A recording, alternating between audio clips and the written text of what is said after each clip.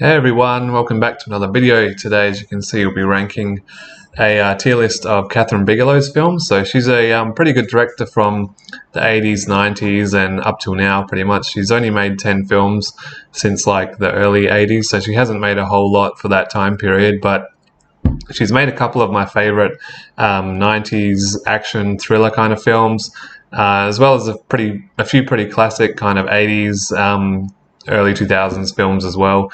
But there's also a few films that I'm really not a fan of in here, so it's a really mixed bag kind of filmography for me. So it's just in a random list order at the moment, so we'll get into it. So first up is my personal favorite of her films, and it's one of my favorite 90s movies of all time, and that's Point Break. So this is going straight up in the S tier. Point Break's a fantastic action, adrenaline-filled thriller film. It's very original. It's got great characters, fantastic action sequences, a great musical score. It's just one of those films that's endlessly entertaining and rewatchable. The characters are so likable and fun. The adventure is so interesting as well, because it's not just like car chases or one particular thing. There's car chases, foot chases, you've got surfing, you've got beach sports and all this stuff, but as well as like extreme stuff like skydiving without a parachute as well. There's chases down alleyways, there's like drug fueled fight scenes, there's all sorts of crazy stuff going on in this film. And while the acting might not be like top tier, like Keanu Reeves in the early 90s and that, it's still a fantastic and, as I said, like endlessly rewatchable film. It's pretty much perfect in my opinion. So it's one of my favorite movies of all time. So it's got to be up the top of the S tier there. So just for this film alone, like, Kathryn Bigelow is a pretty legendary director, but she has got a few other good films under her belt. So next up is The Hurt Locker, and this is another one that I really enjoy. It's not quite an S tier film, but it's definitely a solid A tier film. Jeremy Renner was really good in this film. He's like a really unhinged kind of character, and it's quite an interesting kind of war movie, because I haven't really seen any other films that take kind of like a focus on the disarming of dangerous bombs and stuff like that in the war. So you're not really focused that much on like shootouts or hand-to-hand combat so much. It's more so about these tense situations, like with a crew that are disarming bombs, and it's led by this guy who really has no fear of any of this stuff. So he's just like going in there just like it's his casual kind of job, working at a mechanic or whatever, but he's actually disarming a bomb that could potentially go off any second and kill him and his entire company of soldiers. So it's a very interesting film, and it's very well made, and quite an enjoyable movie as well. But yeah, I don't think it's quite an S tier film. It's definitely a very good movie though. Next up was the follow-up to Hurt Locker, which is Zero Dark 30. This is a classic film that's actually pretty well, like, a lot of people really like this movie. It won a lot of Academy Awards, I think, like 10 years ago. And it's got Jessica Chastain, who's a really good actress. However, the film, I didn't really like it that much. Like, I thought it was a bit overlong and a bit boring until the last act. And so for me personally, I know a lot of people might be annoyed about this, but I'm going to put it in the C tier. I think it's okay. I think it's too long though. I think it's too boring and too talky. Like, it's not really, I kind of think that The Hurt Locker, out of our recent trilogy of films, did it the best. And Zero Dark 30 just kind of like was a bit forgettable for me, unfortunately. But yeah, it was still okay. Like, it wasn't completely terrible or anything.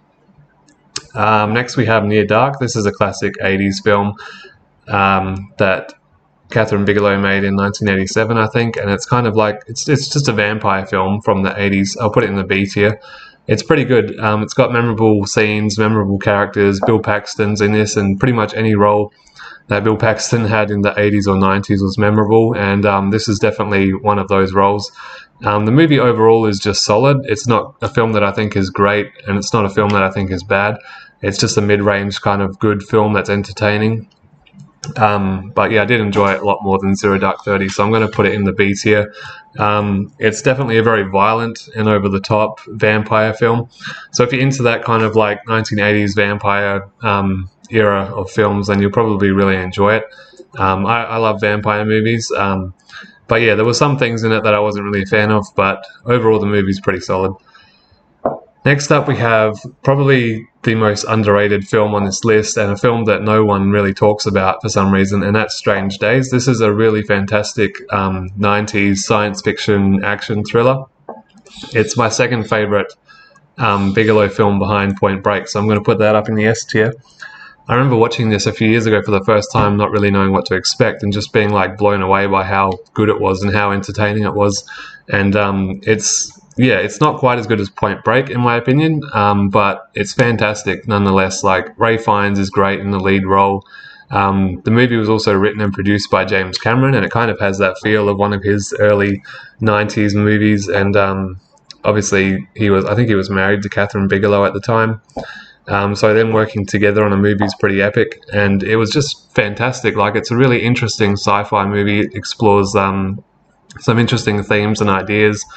Juliette Lewis is also in the film, and she's great. She was really good, kind of in the early mid 90s with her roles, and this is just one of those great roles. Everything was really good about it. The characters, the action, the music, the dialogue, the cinematography. It's like an excellent film. So if you haven't seen Strange Days, definitely check it out, because it's highly recommended, highly entertaining. Next we have her most recent film, and that's Detroit from 2017. Detroit's a pretty good movie. It's pretty intense. I'm going to put it at the top of the B tier. I'll put it above Near Dark. I thought it was definitely better than Zero Dark 30, but not as good as The Hurt Locker. It's just a pretty intense film based on a true story.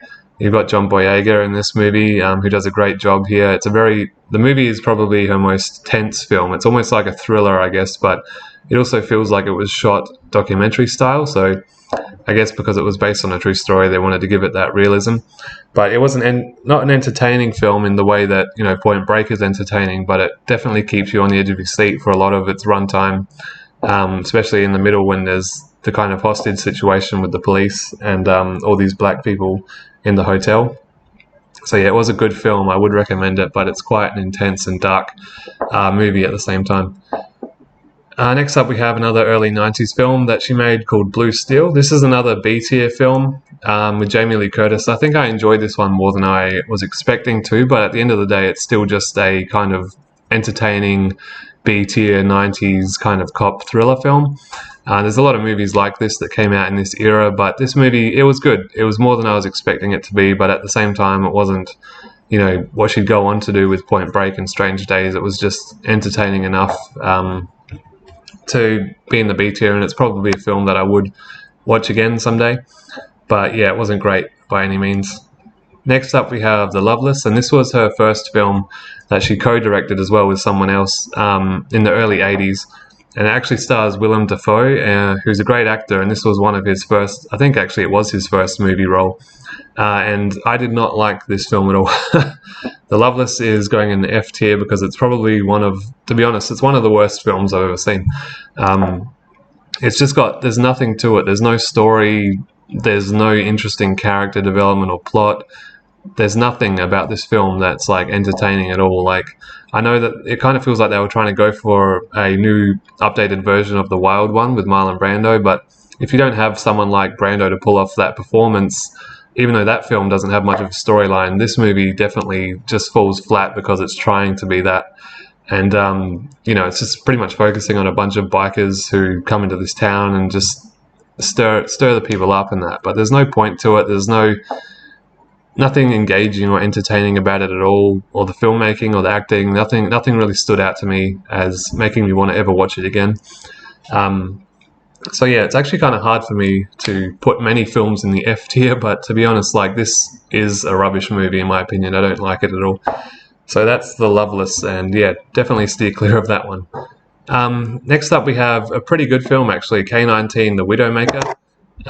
This is another kind of submarine thriller film. I'm going to put this in the top of the B tier because I really enjoyed this film. It stars Harrison Ford and Liam Neeson, and they're both really good here. I remember really enjoying it. I haven't seen it for a few years, but I remember liking it quite a lot. Not quite enough to be an A-tier film, but definitely to put it above the other B-tier movies. I thought the characters were good. I thought the thrills and the action were really cool. I really have found out the last few years I enjoy these kind of enclosed submarine thriller films. I recently watched like Crimson Tide and another film that Darren Aronofsky wrote called Below, and they just have this interesting vibe when you have these people like trapped in a kind of still ship that's underwater, and they can't go anywhere or do anything if something goes wrong, and it's kind of a really interesting scenario to put people in. And I thought, yeah, K-19 did it really well from memory. I'd like to watch it again, but yeah, it's a very entertaining and fun film as well. So there's that one. And lastly, we have the what's this one called? The Weight of Water.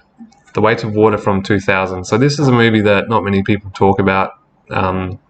Seems to be at pretty much the bottom of her list for films. I wasn't expecting much, but to be honest, I thought it was probably good enough to go in the C tier, but I'll put it below Zero Dark 30.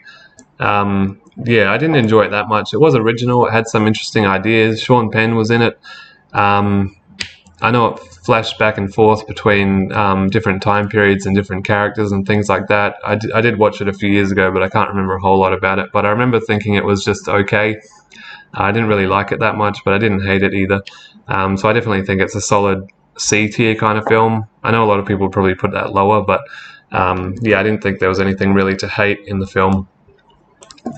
So that's pretty much it, guys, for Kathryn Bigelow. She only has 10 films out as of now, and yeah, it's a bit of a mixed bag, as you can see, but really high highs with Point Break and Strange Days. Those two films alone are just like incredible movies. They're two of my favorite films of all time. Also, The Hurt Locker, K-19, and Detroit, I think, are really solid films. Near Dark and Blue Steel were pretty good. But yeah, she's made a few average ones there as well on the lower tiers, but would highly recommend. I know a lot of people haven't seen Strange Days from what I've heard, so definitely check that out if you have not seen it, and obviously Point Break as well, but most people have seen that one. So thanks guys for watching this video. Please subscribe, let me know your lists down below, and I'll see you later. Bye.